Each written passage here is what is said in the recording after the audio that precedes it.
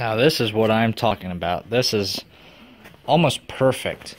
And actually I think the frame is leaning back a little bit, so once I get 19s on the rear here, like this one right here, once I get 19s on the rear, it'll jack it up just a little bit, because this is an 18, this is a 19. And this will become the front tire. It's flat right now, but the tire's alright. It's just the valve stem right there. The core is bad because it's full of dirt. I'm really bad at putting valve stems back on, but anyways, so it's there, and I sat on it and it's not too bad, so I might just leave the seat as it is for now.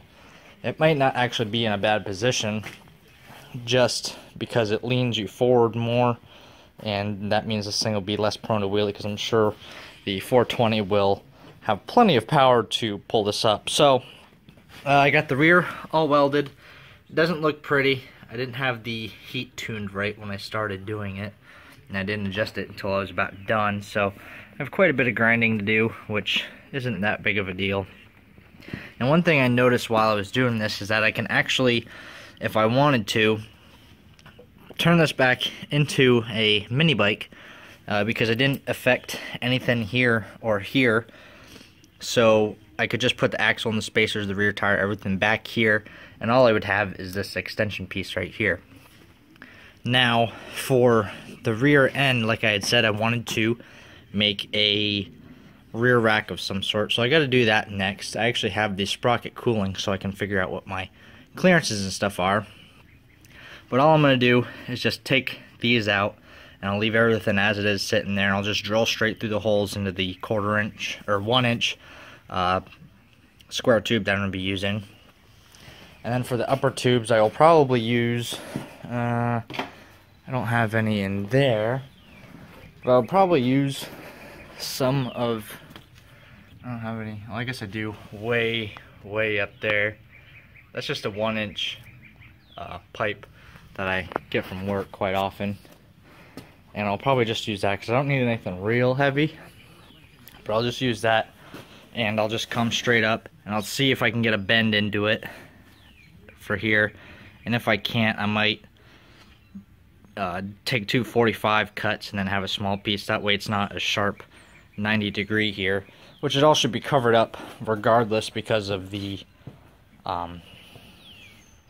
rack idea that I want to do. But I just want to make sure that there's no jagged edges or anything on here. And then for the rear, I have some flat stock. Here's some of it. I have some more somewhere. I'd have to go find it. It's in that barrel behind me.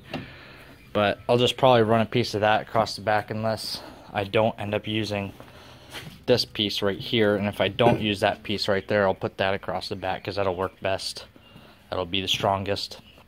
And I thought of getting some 1 1/2 inch square tubing and making like a receiver here for 1 1/4 inch stuff. I was at Tractor Supply because I had to get bolts, and I was looking at them. It's $30 for one of the sleeves, which is absolutely ridiculous because it's, you know, just a 5 inch long piece of steel with a collar welded around the end of it. It's like, shit, I can just do that at home for $10 from my steel supplier. So yeah, so next up is to take the sprocket, which is over there on the vise, and the band brake drum, and stick all that stuff on here and figure out what the heck I'm going to be doing. So I have the sprocket and the brake drum on, so I can get an idea of how I'm going to do this. So I figure I'll go about 1.5 inches into this tube, which is about right there, and it will come out, it'd be great if this would stop moving, either 4.5 or 5 inches with the tube. So that'll give me enough clearance for this, and I won't have any problems with chain coming off or getting chains on and off, whatever. Then I figure what I'll do is, this is 13 inches across here. Instead of doing like an angle cut or anything and then welding it around, I'll come out square, but the piece that I'll put on, I'll just notch to go over this, so that way these tubes, or not these tubes, but the tubes that come out are all capped off so a bunch of debris can't get in there.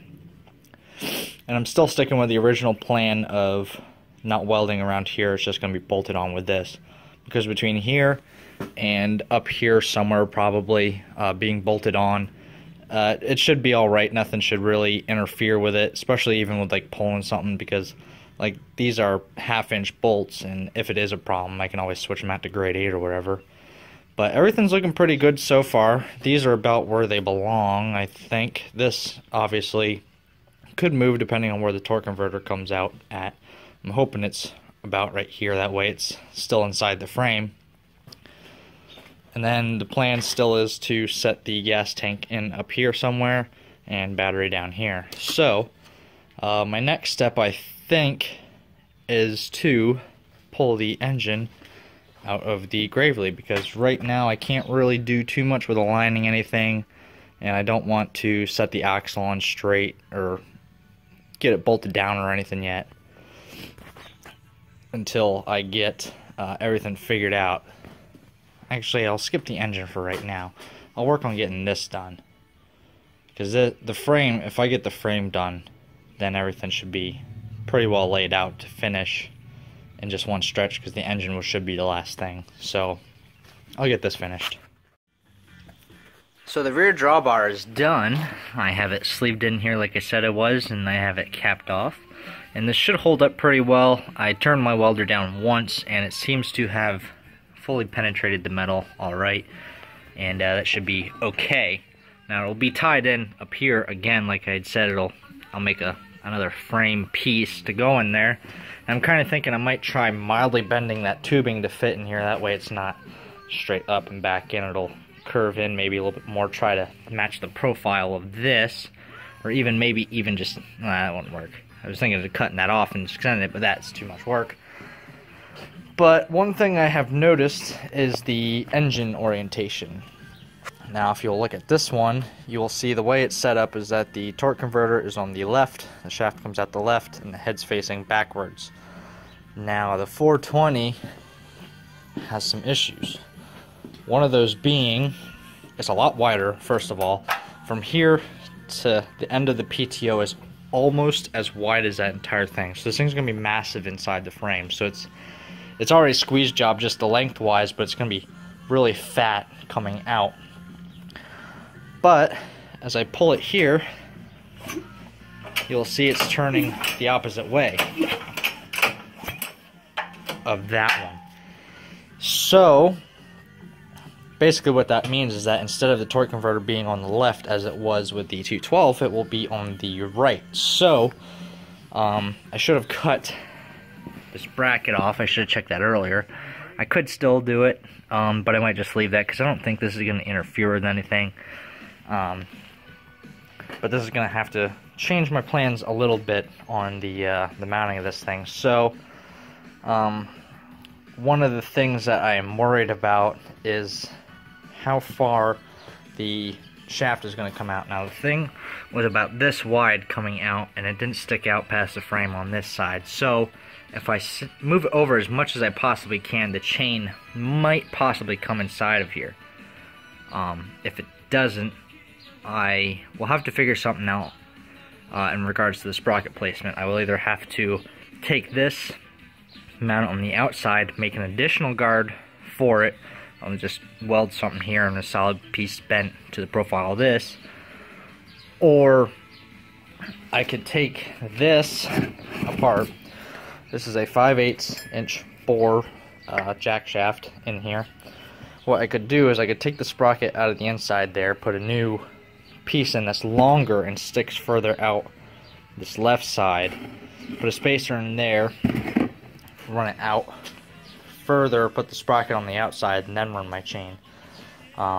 This has a bearing in it. They're sealed bearings, so it should be alright. And the way, if I don't have to modify any of these support fins, this is like almost a 1/2 inch thick piece of aluminum, it should be alright for supporting the chain if it comes out a little bit more if I don't over tighten it. I'd have to use a tensioner, which would mean this also will have to be cut off and moved over, or I could just leave that there because I don't feel like doing anything with it. But that's where I'm at right now. So I'm going to grab a piece of tubing. I have a smaller piece somewhere. I'm going to try bending it and see if I can get a decent profile that I like without kinking the shit out of it. And then from there, I guess I will see either about putting the tank in and seeing how I'm going to cradle the battery, or get that engine out of there.